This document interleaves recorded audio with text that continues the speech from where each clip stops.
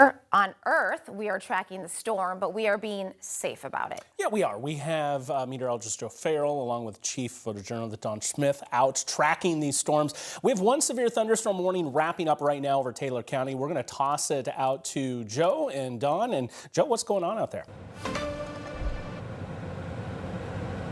Yeah, hey Chris and Emily, this is the storm that the severe thunderstorm warning just expired, but still this is cool structure to this storm, and you can see that the lower cloud base, it's kind of the middle of where that storm is right now. And it did produce ping pong ball sized hail in Bedford. That was reported by Taylor County law enforcement. And so this storm is no longer severe, but it still has some great structure to it. And yes, we are going to continue to safely view this storm. And as more develop, we will continue to be out here in southern Iowa in the storm tracker and keeping you all updated on things that we are seeing. And the Local 5 weather team, we have got you covered throughout this event from start to finish.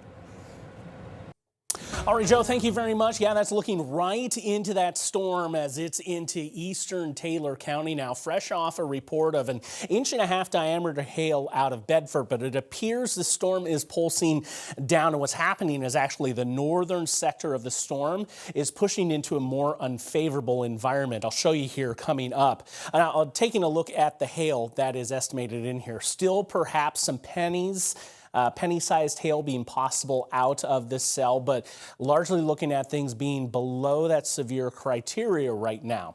Okay, widening out the view, you can get a loop here over the last few hours building in. This is going to be the one little section to track as it moves across southern Iowa. That's where it's intersecting with the warm front, where the warm and the cold air are meeting, and it's right at that center of low pressure. That's the ideal zone to watch for a tornadic spin up. But the question is have we warmed enough? There has been some pockets of clear sky opening up over southern Iowa. We'll check out the temperatures momentarily, but that energy is just starting to be surface-based across southern Iowa. That warm front is still nosing its way northwards, and for that tornado risk, that is going to have to move northwards over those southern two tiers of counties if it's going to come to fruition, like what is foreseen here with this tornado watch. And I think this is aptly placed. US 34 in points southward look to have the best risk getting that warm air to nudge in from the south. Here's a look outside. It's awfully gray as we look at a dual view. Sky Tracker 5 over West Des Moines and downtown, a temperature of 46 in both locations. Now looking over the last 48 hours, the contouring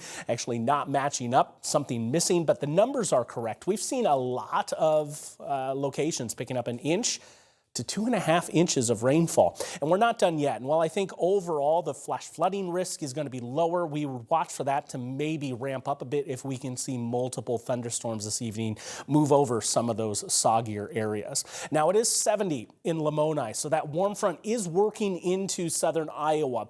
Down towards Highway 2 right now, that's where that risk would be with this one storm that we're watching near the center of low pressure. So watch here overall, though. We do eventually see a line congeal, and that's where I think wind and hail becomes the primary risk for the rest of this evening. It catches that isolated storm that's by its lonesome right now over Taylor County. Into tomorrow, a stiff breeze from the northwest develops, and we will have temperatures into the 30s through the morning, and tomorrow we're just going to struggle. There may be even a spritz of a shower entering the afternoon with some low-level instability left to work with. But the winds, they'll be piercing, especially with a gray sky overhead. 35-mile-per-hour wind gusts will be common, extending into the evening. We'll start tomorrow at 36 degrees and then take you to 44 is all. That's what we're going to be looking at for our Saturday. We're not going to be expecting a severe threat for Saturday. Everything is going to be much more quiet, but the breeze, that is going to drive those temperatures down. We're seeing this balloon. The numbers are playing a little bit of peekaboo. That's where some 30s are going to come into view.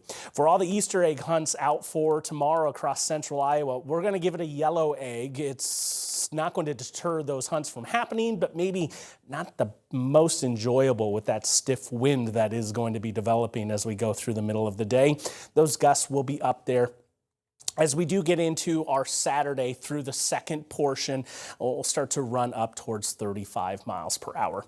There are some opportunities for some rain ahead, looking way on down the line, and I do think there's going to be some opportunities to see as much as 3 inches of rain as we look over the next 7 days. Speaking of the next 7 days, here's where we're going. A brief spike in those temperatures on Saturday, then we'll pull in more rain prospects. This is where it looks like it gets really soggy for us that Thursday, Friday, Saturday, Sunday time frame, especially way off in the distance.